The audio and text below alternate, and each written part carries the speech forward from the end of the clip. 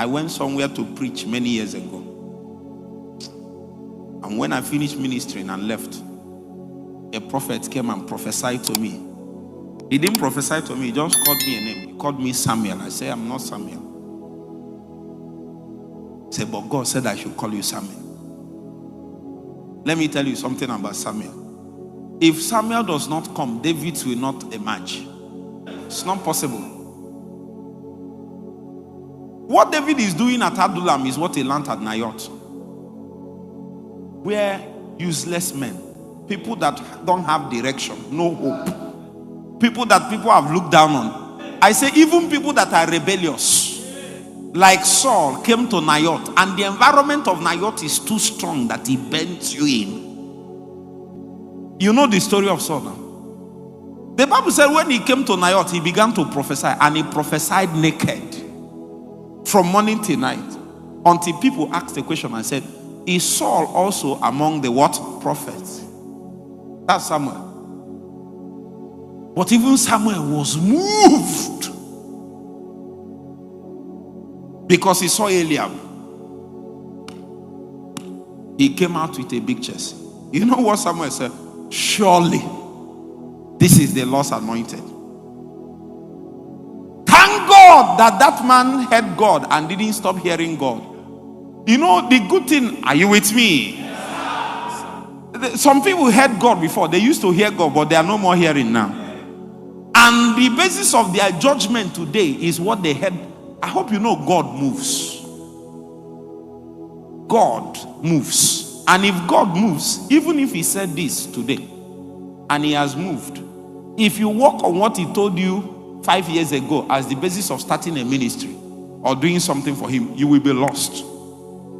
Because when God calls a man, and for example, that man did not answer when God called him, and what God wants you to do is what needs to be handled now. Are you following me? What he will do is that he will call another person to do that assignment. Now you wake up 5 years later and say that, when I was on campus, God told me to do this. Let me start it now. I say that time has passed. God might have something for you to do, but not that thing he told you. So you will need him to speak again. It is when he has spoken one more time that he will be sure where he's standing. So when Samuel appeared, he saw Eliab and said, behold, the Lord's anointed. God spoke again from the heaven. And thank God, Eliab was living his life and obeying the secret demands of God and receiving instructions in the secret place. That before Samuel came. That means in the daily life of Eliab, unbeknownst to him, he is being tested. And as he was, are you following now? When he was tested, he was found on what? So God rejected him. There is a difference between I didn't choose him and I rejected him. That means to reject something means we have subjected it to test and it didn't pass, so we rejected it. It is not that we didn't choose it. If you say, if it is we didn't choose him, it means that it's favoritism. That we just look who amongst us. No. There is a particular kind of people. There is a particular kind of life. There is some things you give yourself to. Are you with me? Can I tell you something? Men don't choose mantles. Mantles choose men. Let me tell you what it means. Are you with me?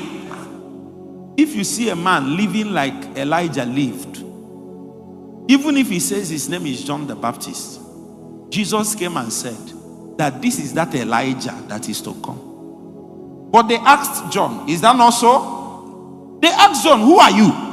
Are you the Christ? Who are you? Or are you that prophet?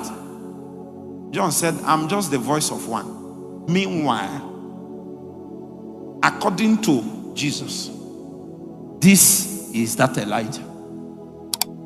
So even if John said that I'm not Elijah, there is a kind of life. When the spirit of Elijah fell on John, he began to eat the same thing that Elijah eats. He began to dress like him, began to speak like him, began to move like him. And they are thousands of years apart. Yet something fell on him. Are you following me now? Are you with me now? So that means if a man is looking for a mantle, what he does is to begin to live the kind of life that the man that wore it is living. begin to test after the same thing he's testing after. Begin to live his kind of life. Begin to pray his kind of prayers. Begin to pursue his kind of pursuit. There is no need to say the mantle of this person, or sometimes people go everywhere. they go, you can even go. I know there are mountains in Ghana. You say the mantle is in your secret place. That's where to find it. Because nobody is seeing David. No eye was seeing him. In fact, he was in the backsides of the desert. He was training the sheep. He was forgotten. Because the letter asked, are you with me?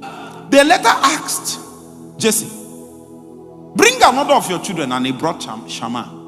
Bring another. He kept bringing them. And God kept saying, I've rejected, I've rejected, I've rejected. That means you have been testing them, you didn't know. Yes, now. When God told you to fast 6 to 6, say, you shop the food. What you didn't know is that you were tested. That's when you are being tested. It's not on the stage. It's not in the open.